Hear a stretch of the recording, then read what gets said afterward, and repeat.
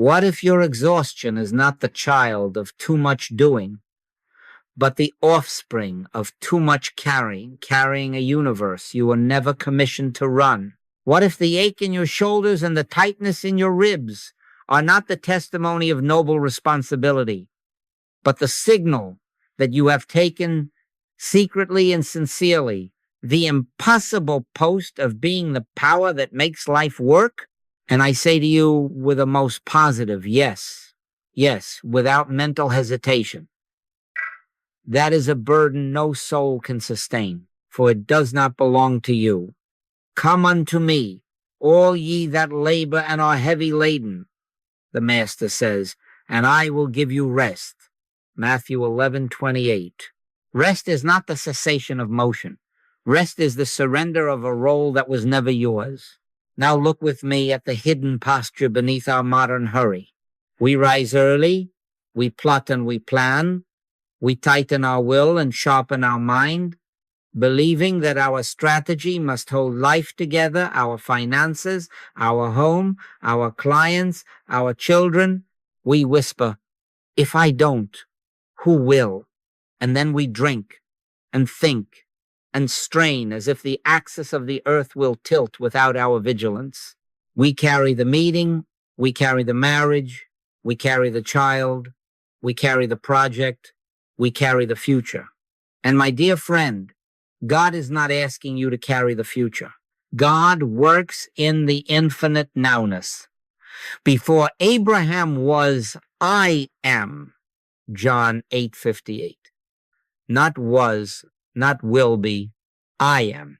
Life is not kept by your mental tension, nor sustained by the grip of your personal will. Harmony is not engineered, it is realized. I am not making the stars come out, nor the moon to rise, nor the sun to set, and I am perfectly content to let God run the universe. If that is so in the heavens, why not in the small geography of your calendar? Why not in the procession of emails and errands and meetings? Thine is the kingdom and the power and the glory. Matthew 6:13. Thine is, not mine is. Thine is the kingdom, therefore order is not dependent upon my fear. Thine is the power, therefore outcomes are not dependent upon my strain. Thine is the glory, therefore reputation is not dependent upon my performance. And when we secretly usurp that throne, we do not become gods, we become tired. You are not condemned for striving. No one is striking a gavel against your earnestness. You are simply weary because you have been sitting in a chair that has no legs, wearing a crown that belongs to no man. The soul tires when it imagines it must be the generator. The soul revives when it remembers it is the transparency.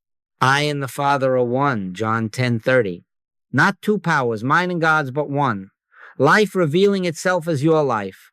One mind expressing itself as your intelligence. One love maintaining its own in land and sea and air, in animals and vegetables and minerals, in boardroom and kitchen and classroom alike.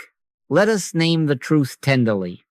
Burnout often comes not because your schedule is crowded, but because your heart is crowded with self-appointment. Not because there is too much to do, but because there is too much pretending to be the power. Not because the world is heavy, but because we have decided to lift it. Beloved, lay that secret burden down. Be still and know that I am God, Psalm 46:10. Not be still and make God. Not be still and become God. Be still and know. As this knowing rises, the strain begins to dissolve, and activity becomes expression, not exertion. Obedience, not overreach. Clarity, not compulsion. And so it is that our very first relief is simply the holy admission. Thine is the kingdom. Thine is the power. Thine is the glory, now and always. And now, because your heart has already begun to loosen its grip, Hear this with the most positive, yes, yes, without any mental hesitation or reservation. There is a power governing, and it is not your personal effort. Before Abraham was, I am John, 8:58. The I that is before schedules and beyond outcomes. The I that is not fatigued and not threatened and not divided. This I is the government of your being. The government shall be upon his shoulder. Isaiah 9:6. Not upon yours, beloved, not upon mine, upon his. And in that holy transference, the breath comes back into the lungs and the tight hands open. Say this inwardly, and if you can, say it softly with your lips until it sounds true. I am not making the stars come out, nor the moon to rise, nor the sun to set. I am perfectly content to let God run the universe. Again, I am not making the stars come out. I am not setting the moon in her course. I am not coaxing the sun over the horizon. I am content, yes, perfectly content to let God run the universe. Let it settle into you like rain on thirsty ground. Let the weary self hear the decree of its liberation.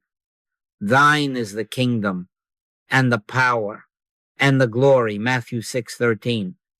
Thine is, not mine is. Do not fear that this yes will empty your life of usefulness. Surrender is not passivity. Surrender is the end of pretending to be omnipotent. Surrender is the resignation from a chair that does not exist and a crown that does not fit.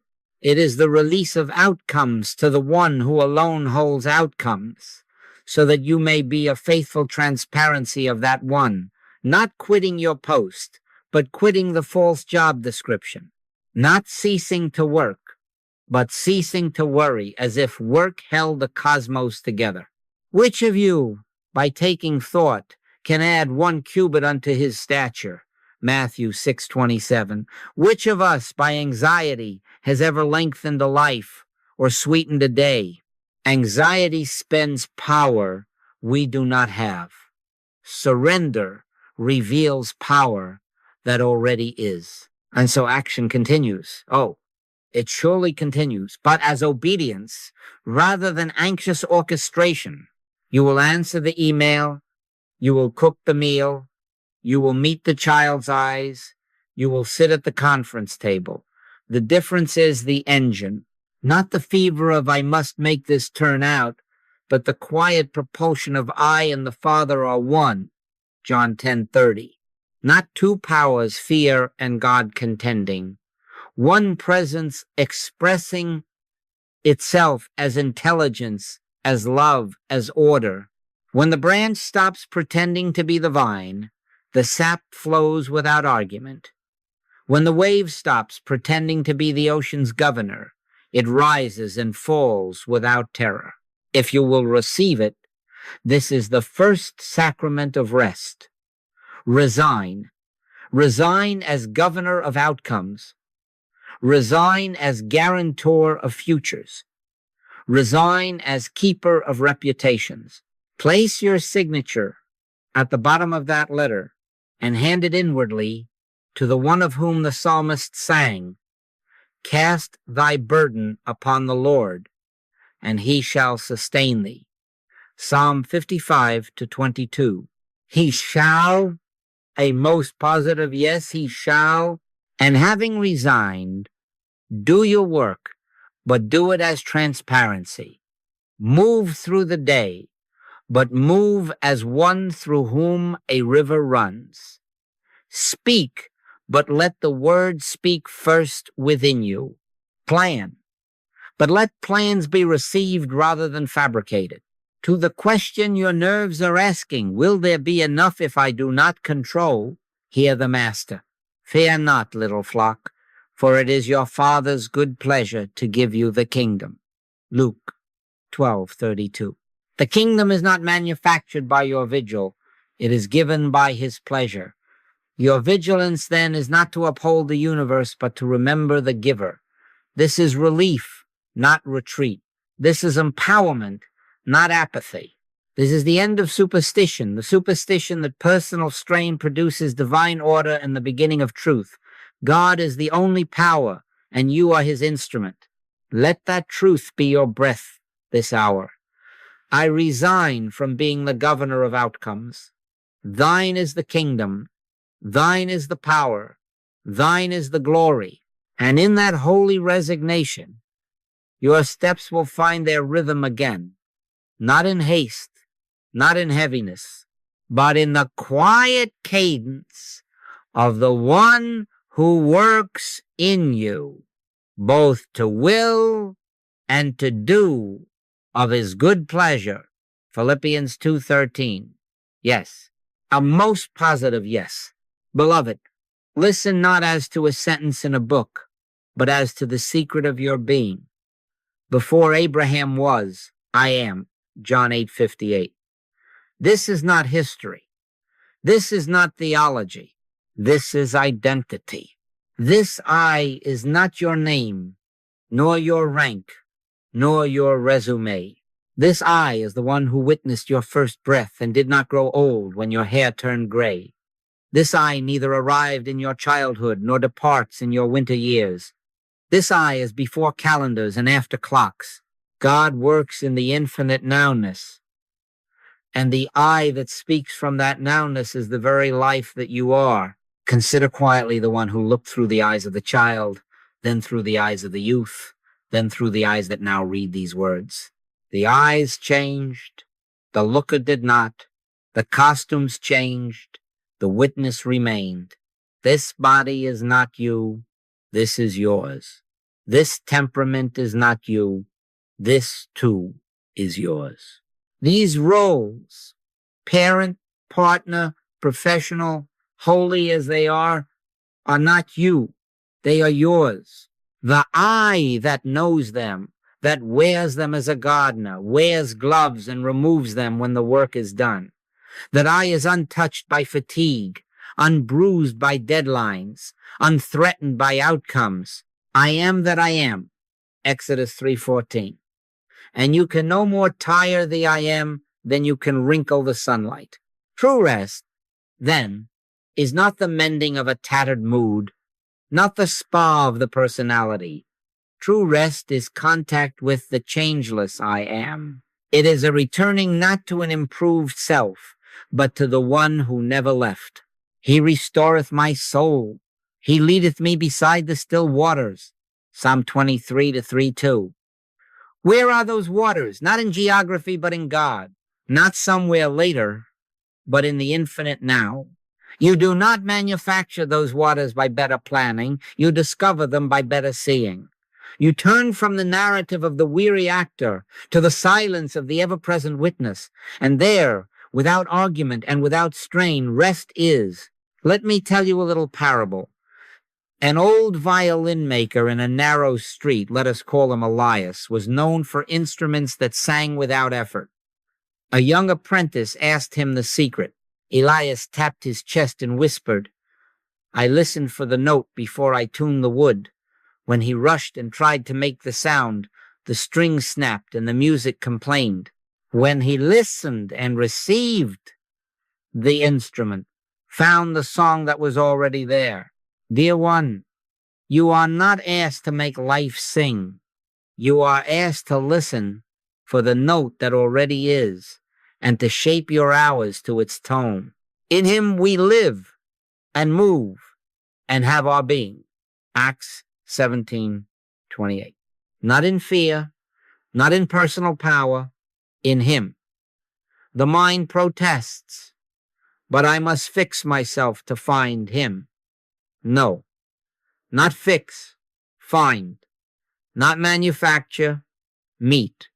You meet the I am by ceasing to decorate the mask and daring to be the face behind the mask, the presence that watches thoughts come and go, watches feelings rise and fall, yet is neither the thought nor the feeling. Sit for a moment and let the holy simplicity return. Not many prayers, one awareness. I am. Let the words fall away and the fact remain. Do not confuse this I with a swollen ego. The eye of which we speak is the light, which lighteth every man that cometh into the world. John 1-9. Because God is indivisible, one, infinitely expressed. The eye is not a private possession. It is the presence being itself as you. And in that realization, the strain to uphold a separate self dissolves. I and the Father are one. John 10:30. One life living, one mind knowing, one love maintaining its own. Feel the relief. You need not pull tomorrow toward you. You need only abide in the one who is here. So we practice not repair, but return. We return many times a day, not to a mood, but to a seat. Let the world whirl. We take our place in the I am, and let action arise from rest. Be still and know that I am God. Psalm 46-10. Not be still and build a better you. Be still and know. In that knowing, your breath evens, your steps become sure, and the work that is yours to do is done without the old tremor, for you are not alone in it. The I that was before Abraham is the I that now lives your day. And that, beloved, is rest. Beloved, here is a gentle but necessary turning. Much of what you are calling pressure is not in your calendar at all. It is in your belief about time. Time becomes a whip when we imagine that life is manufactured in a future that does not exist. Hear the Master. Take therefore no thought for the morrow, for the morrow shall take thought for the things of itself. Matthew 6:34. When the mind runs ahead of itself, trying to build outcomes in a land that is not here, the soul feels hunted not by events, but by illusion. God does not work tomorrow. God works in the infinite nowness. And in that nowness, supply appears, clarity appears, right action appears, not by our straining, but by our seeing. You have no time and I have no time. We have. Now, consider the little story. A man in a rowboat pulls along the shore, marking trees and houses and coves as if he were chasing a receding world. He sweats and says, I'm far from home. But rise with him in a balloon, and what was far is here. What was future is present. The whole shoreline lies in a single gaze. The world did not move. His level changed. So with us, from the level of clock and deadline, we row and call it life.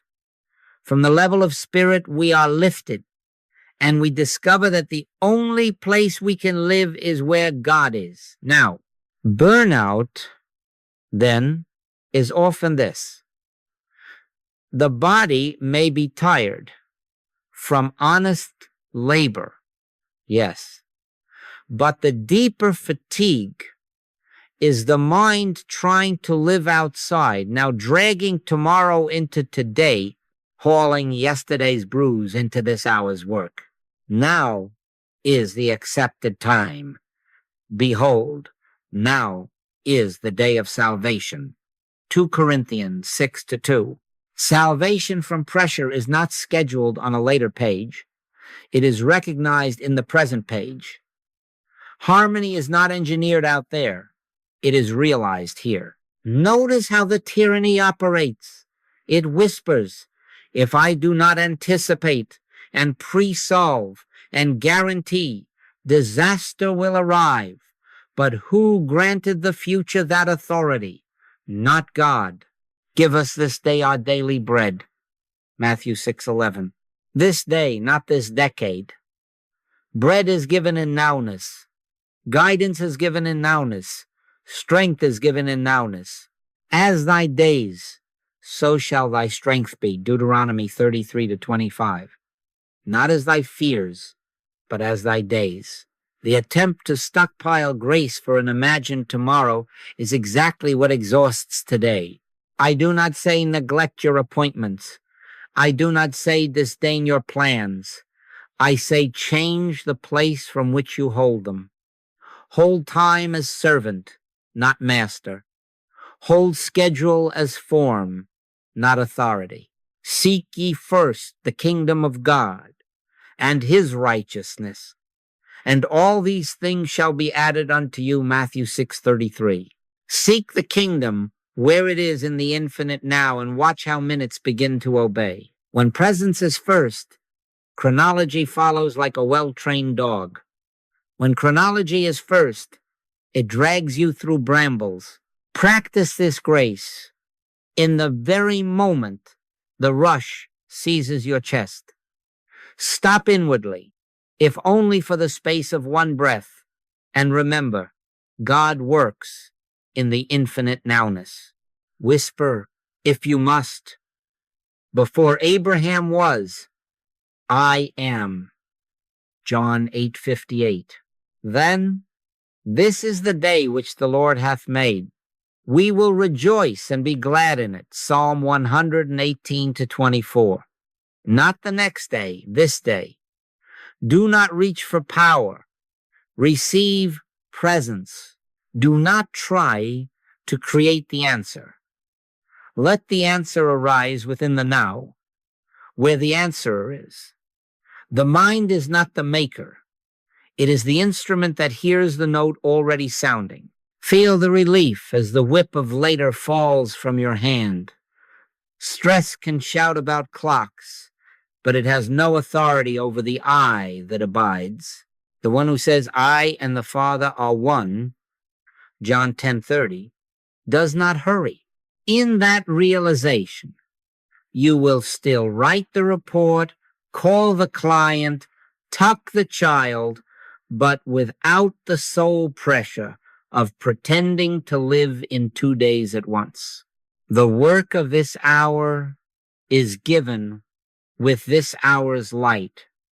The bread of this day is baked in this day's oven. Thine is the kingdom and the power and the glory, Matthew 6:13, here, now. And in that holy now, burnout loosens, because you are no longer manufacturing life in a future that does not exist. You are beholding life where it eternally is. Beloved, having found that God works in the infinite nowness, let us take up the instrument with which so many of us have been trying to build the world, the mind. I will say it softly, for we have honored this faculty and used it well, but also used it wrongly. We have built an altar, sometimes without knowing, to the cleverness that must figure out, forecast, optimize, and force. We have bowed at the shrine of strategies and called it security. We have granted to concepts the power that belongs only to God. And the result is not mastery, but fatigue, not dominion, but the thin, brittle edge of a mind pressed into a role it cannot fill.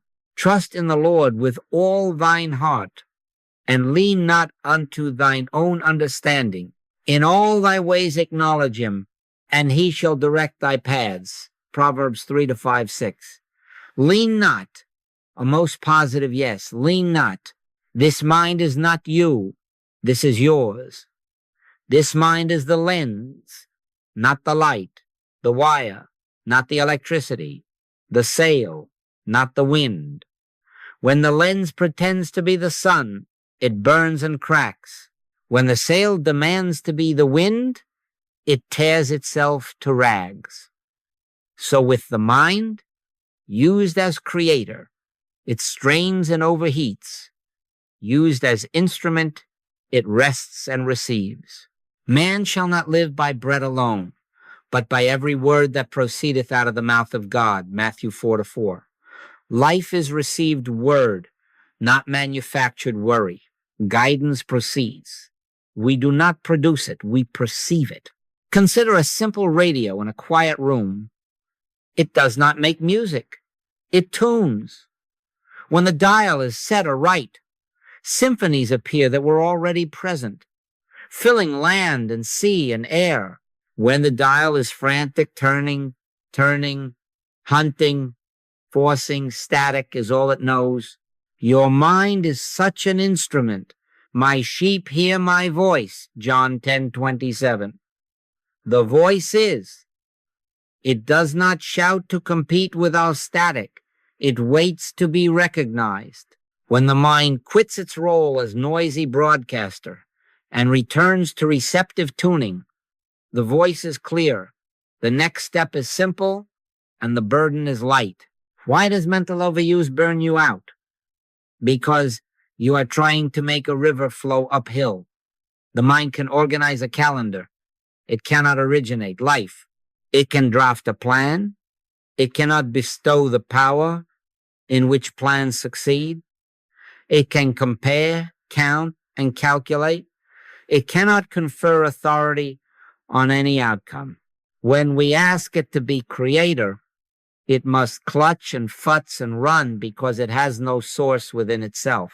But when we let it be servant, when we say inwardly, "Speak, Lord, for thy servant heareth," 1 Samuel 3-9, something in us grows very quiet and very strong at once.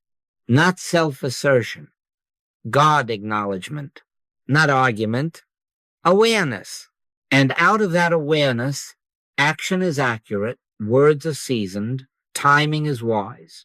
Let this mind be in you, which was also in Christ Jesus. Philippians 2-5. What mind is that? Not a turbocharged intellect, but a yielded instrument, the consciousness that says, I can of mine own self do nothing. John 5:30. And yet does mighty works because it is transparency, not generator. We have the mind of Christ. 1 Corinthians 2:16. Not as a prize we built, but as a presence we host. The healing of burnout begins here. Divest the mind of a crown it never wore. Restore it to its seat as listener, interpreter, scribe. Practice this even now. Do not drive the mind. Seat it, place it, as you would place a violin under a master's chin, and let the first note come from the master, not from your strain. One inward breath. I and the Father are one, John 10:30. And then listen. Notice the impulse that rises without hurry. Call this person. Set down that thought. Release this outcome.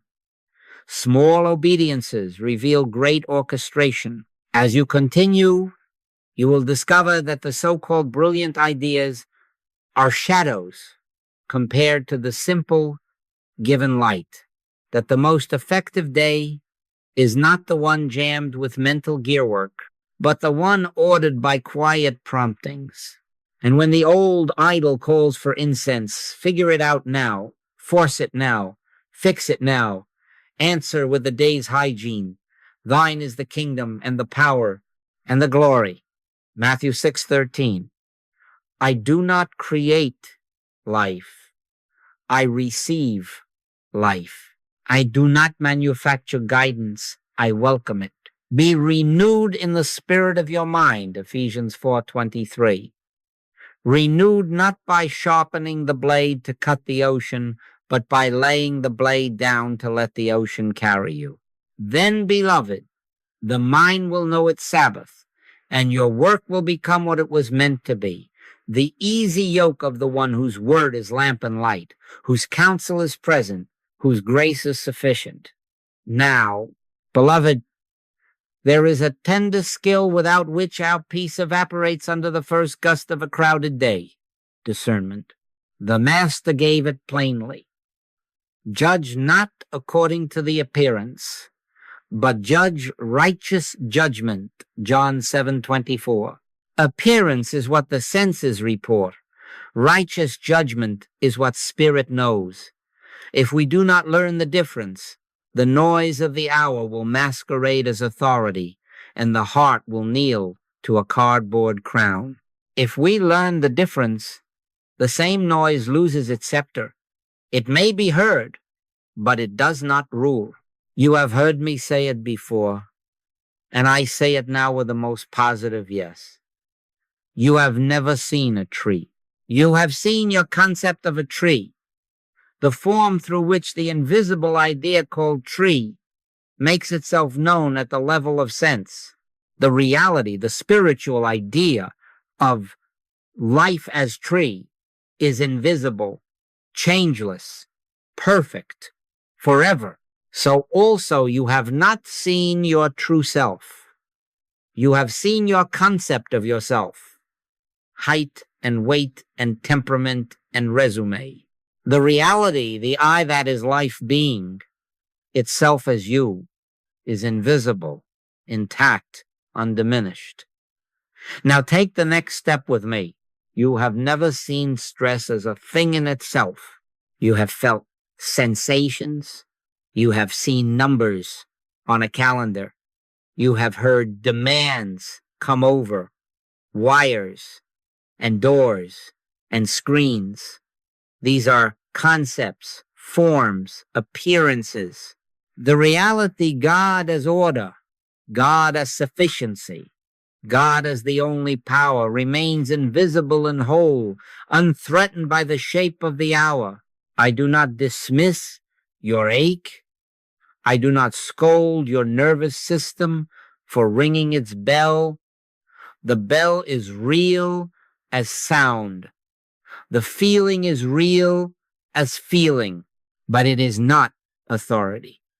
Yea, though I walk through the valley of the shadow of death, I will fear no evil. Psalm 23-4. Shadow is an appearance. It lengthens and shortens with light. It has no power to bruise. Your anxiety, your deadline, your fatigue, these pass over the field of sense. They are shadows. They can be noticed, even honored as signals for rest and wise arrangement. But they are not law. They are not cause. They are not power. The trouble is that we have been negotiating with shadows as if they could sign decrees. We have leaned forward, bargaining with calendars, threatening ourselves with outcomes, pleading with conditions to be kind. That is to forget where the throne is. Thine is the kingdom and the power and the glory. Matthew 6:13.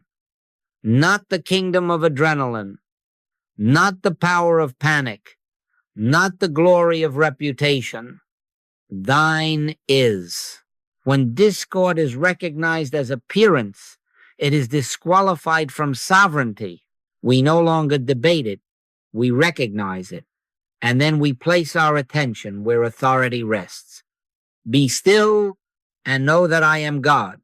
Psalm 46-10. Not be still and trace the shadow's edges. Be still and know. Practice it as Jesus practiced it when suggestion came in noble clothing. He did not argue with Peter's fear. He put it behind. Get thee behind me, Satan. Matthew 16:23. He was not addressing a person. He was addressing the suggestion of a power apart from God. So with us, when stress speaks in your ear, do not insult yourself with condemnation, and do not flatter the stress with negotiation. Address the suggestion, get thee behind me. You are feeling, not law. You are sound, not substance. I and the Father are one, John 10:30. One presence, one power. Let me place it in the scene you know too well. The emails stack. The phone flashes. The meeting moves up. The breath shortens. In that moment, do not grant titles. Pause one breath and whisper, judge not according to the appearance. John 7:24. Then relocate power. Thine is the kingdom. Thine is the power. Thine is the glory. Sense the inward seat, the eye that is not the inbox, not the pulsing vein, not the clock. From that seat, listen. Very often, you will hear a simple sequence. Answer this one first. Let that one wait. Say a clear no there. Take water. Step outside for 2 minutes. Return. The facts of the day have not changed. The authority has. You will discover that when the mind is an instrument and appearance is recognized as appearance, action becomes proportioned, accurate, enough. We walk by faith, not by sight. 2 Corinthians 5-7. Faith is not fantasy. It is fidelity to reality. The invisible wholeness of God being all in all, while forms fuss and shift. No weapon that is formed against thee shall prosper. Isaiah 54-17. Weapons form. They do not prosper where there is no second power. Stress forms. It does not prosper where there is no second power. Feel it pass, if it must pass. Tend the body, if it must rest. Rearrange the schedule, if wisdom so directs. But do not enthrone what has no throne. Perfect love casteth out fear. 1 John 4:18. Not by wrestling shadows, but by realizing light. And now let the shepherding word return. The Lord is my shepherd. I shall not want. Psalm 23-1. Want appears. Supply is. Fear appears. Love is. Pressure appears. Presence is. In that discernment, you become very quiet and very sure, and the day, still full of forms, loses its terror. Stress can be felt without being granted the authority of truth. Authority is already assigned. Thine is the kingdom. Thine is the power. Thine is the glory now and always. Beloved, let us be honest with one another, and I speak as one who has worn this armor and found it heavy. Many of us are not merely diligent. We are addicted to control. We call it responsibility. We call it love. We call it prudence. But feel beneath the label what is often there, a trembling child within, afraid of chaos, seeking a throne. Control feels like responsibility, but it often functions as fear-seeking authority. Hear the Master's gentle rebuke, that is all compassion and all clarity. Martha, Martha, thou art careful and troubled about many things, but one thing is needful. Luke 10:41-42. Careful and troubled, full of care and full of trouble, yet missing the one needful thing, presence with the one who is the only power. Notice the paradox that wears us thin. The more you grip, the less you see. The tighter your fist, the duller your hearing. Strain narrows discernment. Anxiety muddies intelligence. Fear starves love. Which of you, by taking thought, can add 1 cubit unto his stature? Matthew 6:27. We have tried to add cubits by vigilance, to secure futures by fretfulness, to manage outcomes by sleeplessness. And what have we found? A mind overtaxed, a heart undernourished, a life that feels smaller while we clutch at making it larger. Control reduces creativity precisely because creativity requires room for the divine impulse to breathe, room for love to soften the edges, room for wisdom to time the step. I do not shame you. I do not shame me. This impulse to control began as a survival prayer.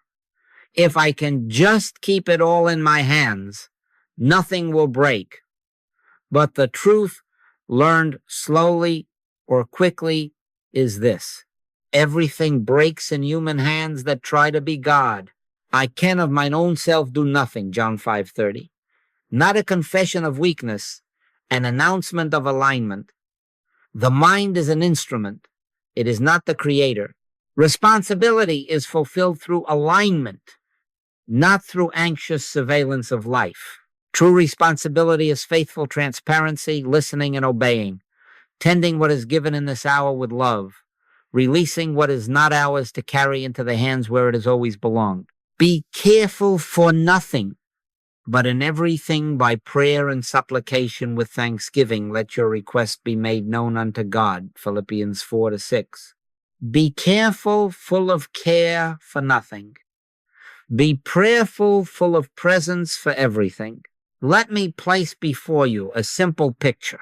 A gardener, impatient for roses, forces the bud with his fingers. He thinks he hastens beauty. He bruises petals. Another gardener kneels each morning, loosens the soil, waters gently, removes the weed, and then stops. Sun and root do the work no hand can do. The bloom appears in its season without bruise.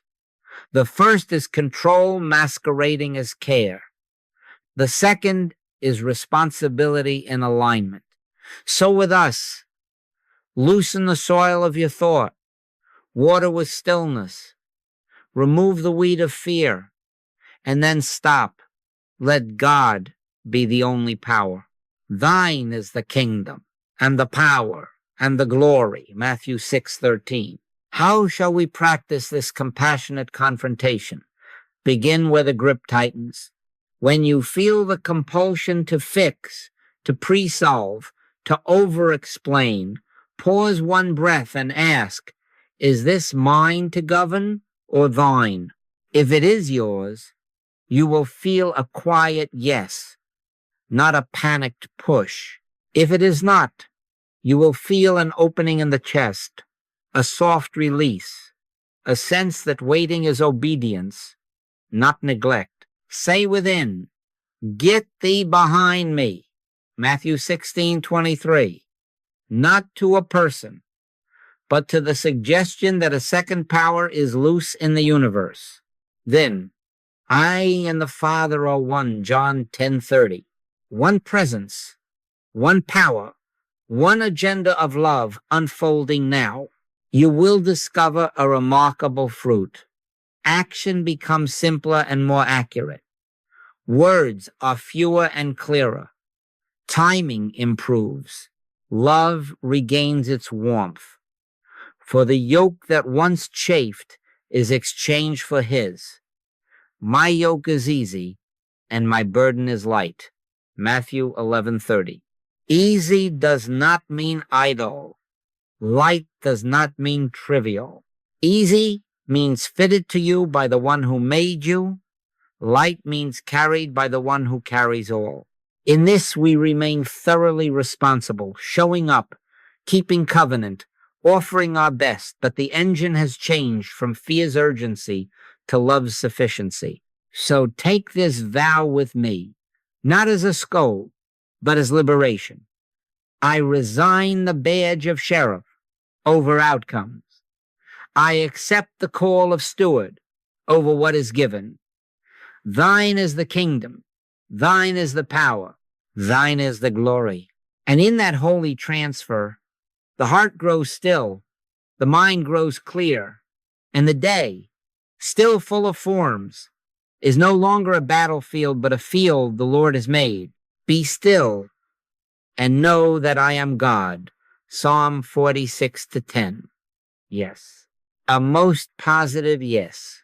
Beloved, let us make the transfer not as a theory, but as the breath by which we live. Thine is the kingdom and the power and the glory. Matthew 6:13. Say it softly, say it slowly, say it often, until the words cease to be words and become stance. This is liturgy, yes, but it is also governance. With that prayer, you hand the scepter back. You step down from the little throne that never fit. You stand as transparency rather than tyrant. Not the abdication of life, but the right placement of power within life. Many resist here because they fear vanishing. They picture surrender as a gray erasure of their color, a silencing of their tone. No, a most positive yes, no. You do not lose your individuality. You lose the burden of self-powered living. What is surrendered is not your you-ness, but your false role as universe runner. God is indivisible, one infinitely expressed, and your individuality is one ray in that indivisible light. I and the Father are one. John 10:30 is not a merger that dissolves identity. It is a union that secures it. The branch does not disappear in the vine. It bears fruit because of the vine. Without me ye can do nothing, John 15:5. And with him the fruit appears in season, unbruised by strain. Practice it in the doorway of each task. Before you dial, before you step into the room, before your fingers meet the keys, pause 1 inch of time and relocate the scepter. Thine is the kingdom, not mine, thine. Thine is the power, not willpower, not worry power, thine. Thine is the glory, not my image, not their approval, thine. Feel what happens in the body when the crown is returned. The shoulders soften, the breath evens, the gaze clears. You have not withdrawn from life. You have withdrawn from impersonating God. And in that withdrawal, something more alive than your effort moves in.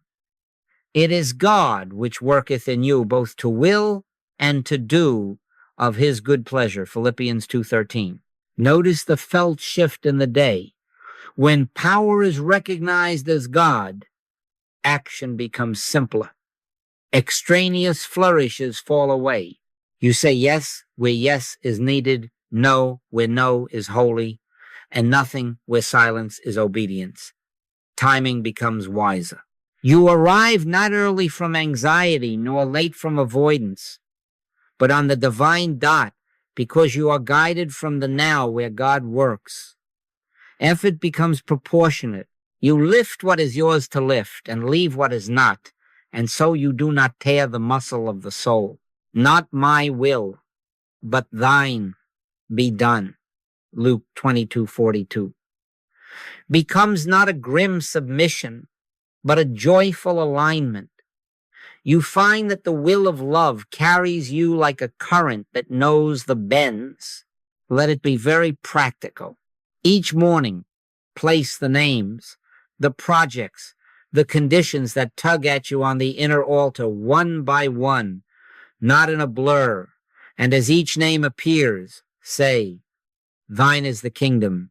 Do this not to avoid, but to arrange. Power to God, obedience to you. Then ask simply, what is mine in this hour? And wait 1 breath longer than you think you can. You will sense a first right thing. Do that no more, no less. Midday, renew the transfer with a single sentence. I can of mine own self do nothing, John 5:30. And therefore I can do all that is given me to do, easily. Evening, review not as critic, but as witness, and return any borrowed crowns. Thine is the glory. You will not become vague. You will become precise. You will not grow passive. You will grow poised. In him, we live and move and have our being. Acts 17:28. Moves from verse to vital fact. The lamp does not boast in its filament. It rejoices to be plugged into the source. So with you. The personality becomes translucent. The gift grows accurate.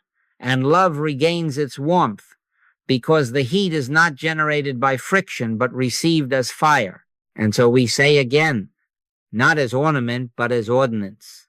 Thine is the kingdom. Thine is the power. Thine is the glory. The throne is occupied. The burden is lifted. The individuality is kept and kindled inside oneness. I am crucified with Christ. Nevertheless I live. Yet not I, but Christ liveth in me. Galatians 2:20. This is not loss. This is life.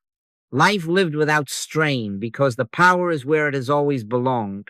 Beloved, the world will say that rest is the opposite of results, that if you ease the grip, you will lose the catch. But Spirit says otherwise, and I speak it with a most positive. Yes, rest is not the enemy of effectiveness. It is the source of right effectiveness. In returning and rest shall ye be saved.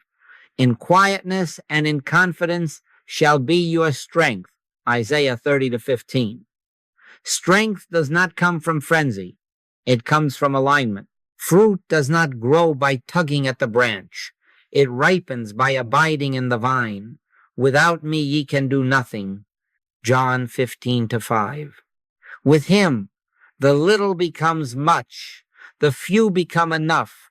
The step lands where it should, and it is sufficient. Consider the disciples laboring through the night. Nets empty, muscles hot with the ache of good intentions turned to nothing. Then the simple word on the shore. Cast the net on the right side of the ship, and ye shall find. John 21-6. Not more motion, not harder rowing, not berating the sea, one right instruction, obeyed in the now, and the net strained with abundance. Hustle multiplies motion. I am rest multiplies meaning. Hustle flails at water. I am rest finds the current. Hustle adds hours. I am rest adds accuracy. We are learning to live as transparency, not as generator. In rest, the mind returns to its rightful office receptive instrument so that wisdom may pass through without distortion. Decisions become fewer because you are no longer deciding for the sake of controlling outcomes. You are recognizing the given next step. Decisions become cleaner because fear's smudge has been washed from the lens. Decisions become timely because God works in the infinite nowness, and you are present where the instruction arrives. Words carry more weight, not because you have polished them to brilliance, but because they are born on authority that is not yours. For it is not ye that speak, but the Spirit of your Father which speaketh in you. Matthew 10:20. Notice the contrast that shape a day. Hustle says, do more so you will be safe. Rest in I am says, be still and know that I am God. Psalm 46-10. And from that knowing, do precisely what love gives you to do. Hustle fills the calendar to force certainty.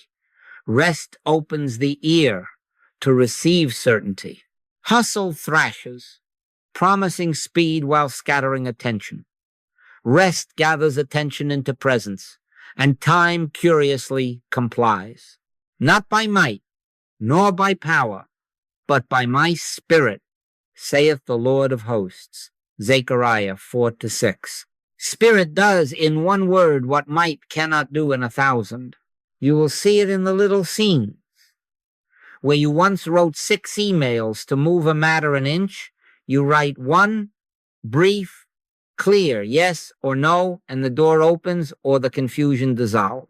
Where meetings once ballooned into a fog of talk, you arrive inwardly seated, say 2 sentences from the center, and the room aligns or reveals its no.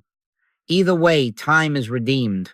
Where conversations at home once frayed with hurry, you pause one breath, speak without the edge, and love lands instead of ricocheting into defense. A word fitly spoken is like apples of gold in pictures of silver. Proverbs 25-11. Fitly fitted by the inward carpenter, not hammered by ego. Do not confuse this rest with passivity. It is the most dynamic posture in the universe because it removes resistance to the only power there is. It is Sabbath in motion, the lamp plugged into the source while it shines in the room. He maketh me to lie down in green pastures. He leadeth me, Psalm 23-2. Lie down within, be led without. Then motion returns as ministry. not as self-salvation. The yoke ceases to chafe because it fits. The burden is light because it is carried. The outcome, released from your fist, becomes obedient to a wisdom that was never absent. And so we practice the royal exchange in every task. Thine is the kingdom, therefore I do not seize the reins. Thine is the power, therefore I do not force. Thine is the glory, therefore I do not decorate the self. Then we act, and action freed from fret becomes exact. Before Abraham was, I am John 8:58. In that I am rest, you will discover an ease that outperforms hustle every time. For when you stop trying to make life happen, life finds you where you are, and what you do well. Beloved, let us give our rest a cadence, for love without form soon fades into sentiment, and we are after substance. Be still and know that I am God. Psalm 46:10 is not a mood, it is a practice. So we begin with a simple rule that carries a most positive yes within it 3 times a day. Stop. Morning, midday, evening stop for a short interval. Not to fix, not to plan, not to impress God with holy phrases, only to yield and to listen. 1 minute, 2, perhaps 3, no longer than it takes to remember where the throne is and to relocate the scepter. Thine is the kingdom and the power and the glory. Matthew 6:13. Then be quiet, not passive present, not absent available. In these intervals, we are not manufacturing guidance. We are not pulling answers like rope from a dry well. We are returning the instrument to tune. My sheep hear my voice. John 10:27. The voice is, it does not need our volume. It asks our attention. Rest in I am before Abraham was. I am. John 8:58. And let a divine impulse be felt if it chooses to move. If nothing moves, nothing is missing. The stillness itself is the obedience. The rest itself is the realignment. Leave the interval without verdict. If a word came, honor it simply. If no word came, honor the quiet simply. Either way, the burden of being the power is set down, and the day becomes lighter by a weight you did not know you carried. Now, as strength grows, increase the rhythm. 3 will become 5, and then 8, then 10, then 12, short pauses scattered like wells across the desert of hurry. Evening and morning and at noon will I pray and cry aloud. Psalm 55-17. 7 times a day do I praise thee. Psalm 119-164. The scripture is not counting to satisfy a rule keeper. It is teaching the nervous system to remember God in the day, not only in crisis. Think not of length. Think of frequency. A minute here, 90 seconds there. The span of one slow breath between tasks. Frequent short pauses restore alignment faster than occasional long escapes, because alignment is a matter of nowness, and God works in the infinite nowness. A retreat once a quarter is good. A retreat 20 times a day for 60 seconds each is transformation. Where shall you place them? At the doorways of your day. Before you open the inbox, stop. Before you dial, stop. After a meeting ends, stop. When the body rises from a chair, stop. As food is set before you, stop. When the phone vibrates, do not rush. Breathe one prayer length. I and the Father are one, John 10:30. Let the pauses be simple and hidden.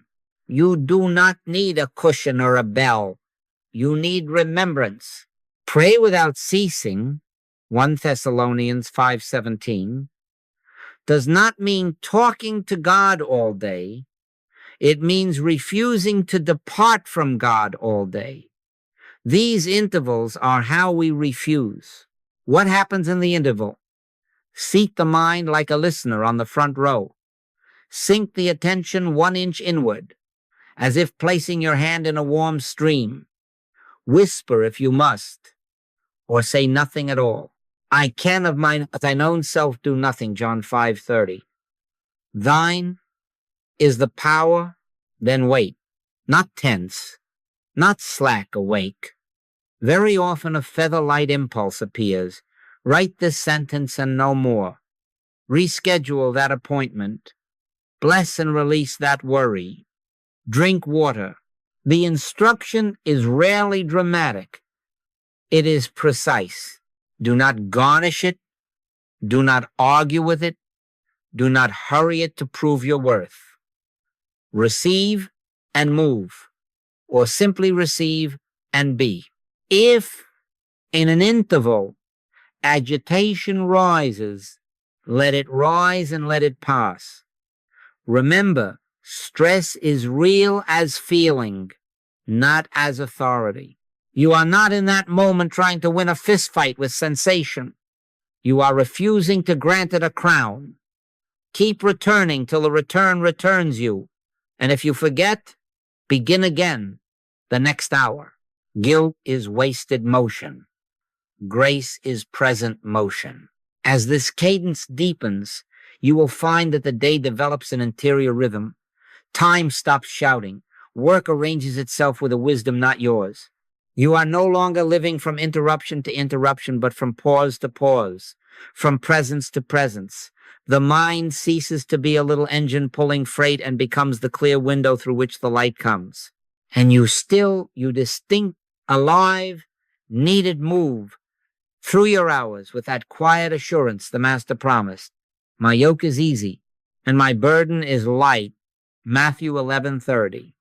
Easy because it fits, light because it is carried. Thine is the kingdom. Thine is the power. Thine is the glory now. In these small obediences, in these short, holy stops that teach the soul to live where life already is. Beloved, if the intervals are the wells, mental hygiene is the clear path between them, kept free of thorns that catch the hem as you pass. This is the first commandment made practical. Thou shalt have no other gods before me, Exodus 20:3. No other power, not a person's mood, not an email's tone, not a metric's red line, not a symptom's alarm. In the small hours and the busy hours, we practice a simple fidelity. We consciously reject every suggestion of power in person, thing, or condition, and we return power to God. Thine is the kingdom and the power and the glory. Matthew 6:13. Now, here, God works in the infinite nowness. Understand what this is and what it is not. It is not denial of forms. It is denial of a second power behind them. We do not pretend the invoice is not due. We refuse to kneel to the invoice as law. We do not ignore a diagnosis. We deny it the throne of cause. We do not silence a colleague's harsh word. We refuse to be governed by it. Judge not according to the appearance, but judge righteous judgment, John 7:24. Righteous judgment restores God as the only power. Then the mind, as instrument, receives the next right response. Here is the moment-to-moment practice. When you feel the spike of urgency, heart quickens, shoulders rise, breath shortens, treat it as a bell, not a boss. One breath. Return the scepter. Thine is the kingdom. Thine is the power. Thine is the glory. Then speak quietly to the suggestion. You are feeling, not authority. You are sound, not substance. I and the Father are one. John 10:30. From that seat, listen. I can of mine own self do nothing. John 5:30. And therefore I can receive the precise thing to do. Not I must manage everything, but I acknowledge one power and I cooperate with it. Not I must force outcomes, but I yield to the guidance that already is. Let me place it where you live.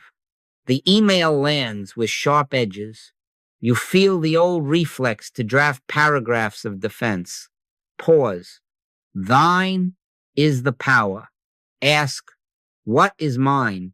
You may hear, wait 1 hour, or send 3 sentences of fact without heat, or no reply is needed.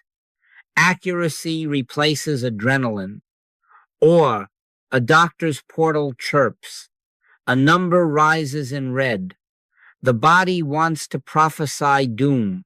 Pause. Yea, though I walk through the valley of the shadow. Psalm 23-4. Shadow, not decree. Tend what wisdom gives, call, schedule, rest, but do it from oneness, not from panic. Or the account wavers, the bill increases, the mind drafts scarcity laws. Pause. The earth is the Lord's and the fullness thereof. Psalm 24-1. Fullness is act within that fact. Cancel the unnecessary. Request the extension. Take the humble, extra shift, guided, proportioned, sufficient. Make a litany of holy antithesis and keep it near. Not in people is my safety. My safety is in thee. Not in numbers is my worth. My worth is in thee. Not in symptoms is my sentence. My life is in thee. Not by might, nor by power, but by my spirit. Zechariah 4-6. Repeat until the shoulders remember what the lips have said. The suggestion will try new costumes. Traffic, headlines, algorithms, the mirror, a child's tears. Each time the bell rings, each time you return the crown. Thine is the kingdom. Do this 12 times a day, then 24. Do it softly inside a conversation. Do it while standing at a sink. Do it when the phone vibrates and when the room grows quiet. It is hygiene, not heroics. The quiet rinsing of the lens, so reality can be seen as it is. God indivisible, one, infinitely expressed. No weapon that is formed against thee shall prosper. Isaiah 54-17. Weapons form. They do not govern where there is no second power. Suggestions form. They do not prosper where power has been rightly placed. And notice, as this fidelity matures, burnout begins to loosen its grip, not because the world has grown gentle, but because you have stopped deputizing the world as your ruler. Pressure appears. Presence is. Demands appear. Guidance is. Deadlines appear. Nowness is. Lo, I am with you always. Matthew 28-20. With you in the inbox and the ward, the storefront and the kitchen. With you is calm authority and warm companionship. Keep the day clean of false powers. Return the scepter as often as the bell rings. Thine is the kingdom. Thine is the power. Thine is the glory. And you, still you, clarified and kept move without strain, because the governance of your life rests where it has always rested, in God.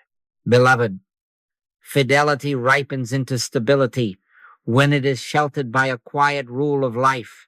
Grace is always present. Yes, God works in the infinite nowness, but the instrument plays truer when it is kept clean and placed often in the hands of the musician. So we protect our silence, not as ascetics, but as lovers of presence, be still and know that I am God. Psalm 46:10 becomes an appointment we honor, not an accident we hope will occur. Each day, as possible, withdraw.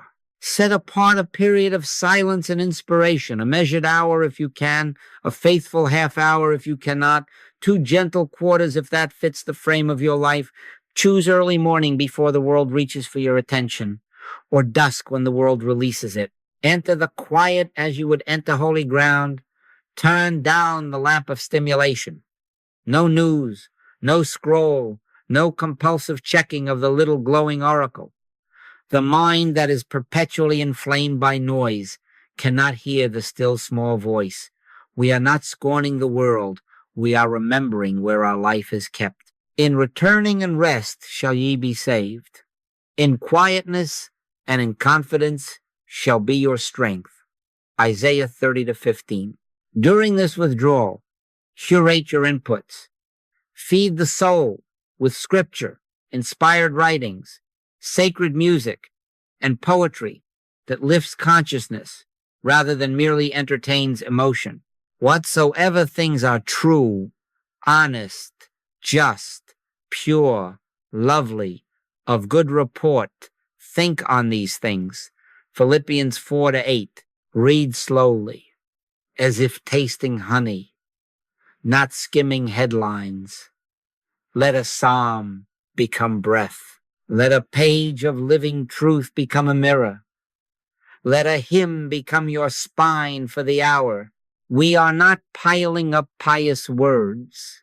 We are allowing the word to dwell richly. Let the word of Christ dwell in you richly. Colossians 3:16.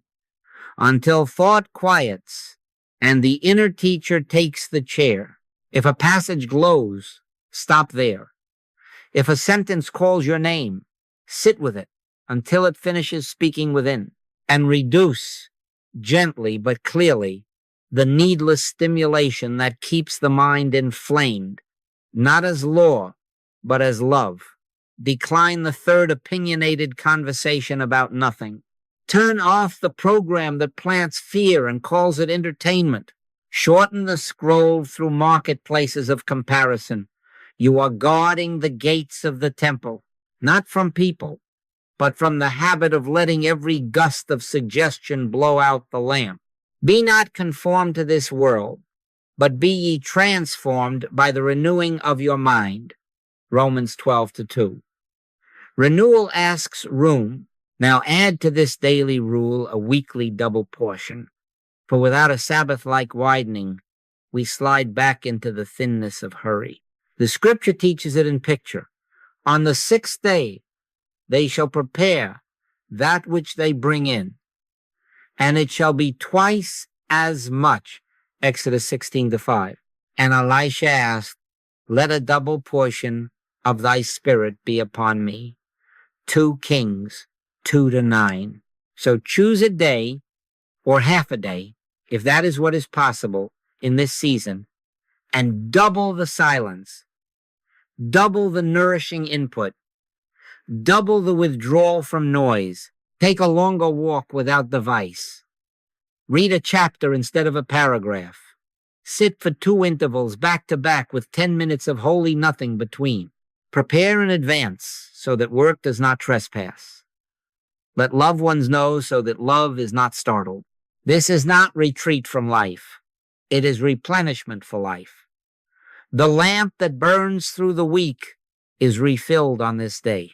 Keep the rules simple enough to keep and strong enough to shape you. Morning reading and quiet, midday pause, evening review under grace, a measured daily withdrawal, a weekly double portion. And if a day interrupts you, do not interrupt grace. Begin again tomorrow. Guilt is noise. Mercy is music. Remember, the point is not performance. The point is presence. I and the Father are one. John 10:30. Our rule protects that realization by giving it room in the hours. You will find as this quiet rule roots, that rest stops being an event and becomes a climate. The mind cools. The nerves cease to prophesy. Decisions rise from a calm sea. Love warms again without being lit by friction. And the action that flows from such stillness is accurate, timely, sufficient. Thine is the kingdom and the power and the glory. Matthew 6:13. Guard the silence. Feed the soul. Keep the double portion. Then step back into your day, not as the power, but as the transparency of power, and discover the ease of being carried where you once strained to go. Beloved, let us end where life begins. I and the Father are one. John 10:30. Not as poetry, but as the living architecture of your hour, not as ornament for a creed, but as oxygen for your work. If you hear this as a verse, it comforts. If you realize it as identity, it carries. Oneness is not an aspiration. It is the fact beneath appearance, the root beneath the leaves of your day. And because it is fact, it grants companionship. Lo, I am with you always. Matthew 28-20. It grants capacity. The Father that dwelleth in me, he doeth the works. John 14:10. It grants calm. Peace I leave with you, my peace I give unto you. John 14:27. Companionship, capacity, calm. These are the fruit of realized oneness. These are the quiet banners under which you now walk. Return, just for a breath, to the secret burden with which we began, the ache of trying to be the power. Hear the correction that heals it.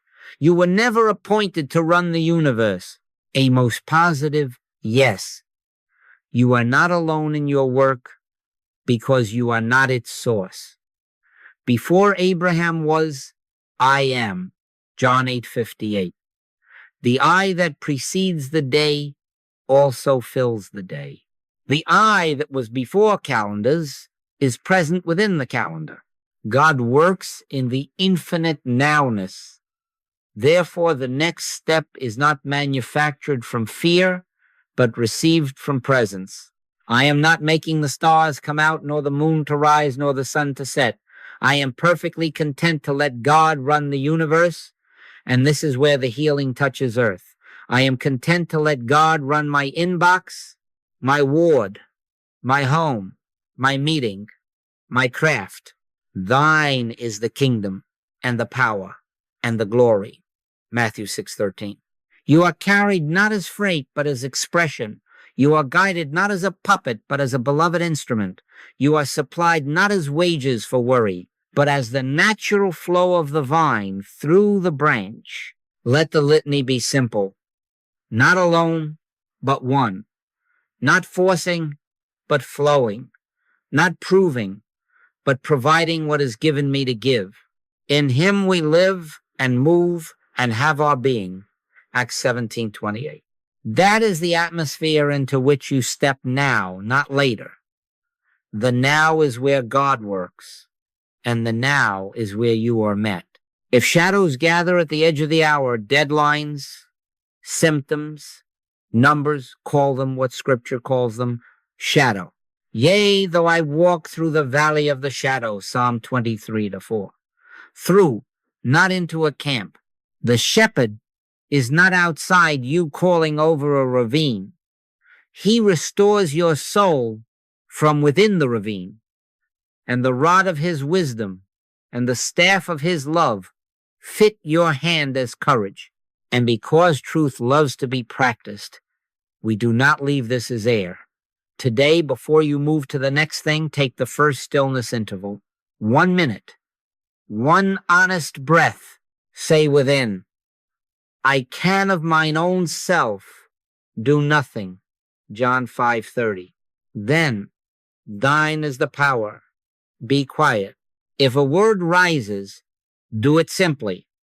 If no word rises, walk on with the quiet as your governance. Midday, repeat the interval. 30 seconds is enough, if it is true. Evening, return the crowns you borrowed with worry, and sleep like a child in the arms of I Am. Let the work tomorrow be done through you.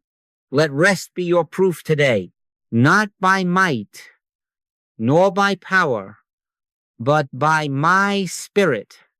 Zechariah 4-6.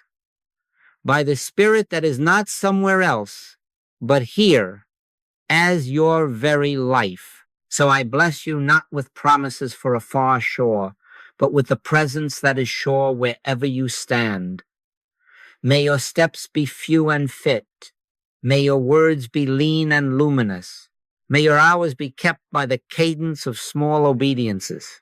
And when the suggestion returns that you are alone and must make it happen, answer it with your identity. I and the Father are one. Thine is the kingdom. Thine is the power. Thine is the glory. Walk now in that companionship, in that capacity, in that calm. Live your life without strain, because the life that lives you never strains. Surely goodness and mercy shall follow me all the days of my life. Psalm 23-6. Surely now,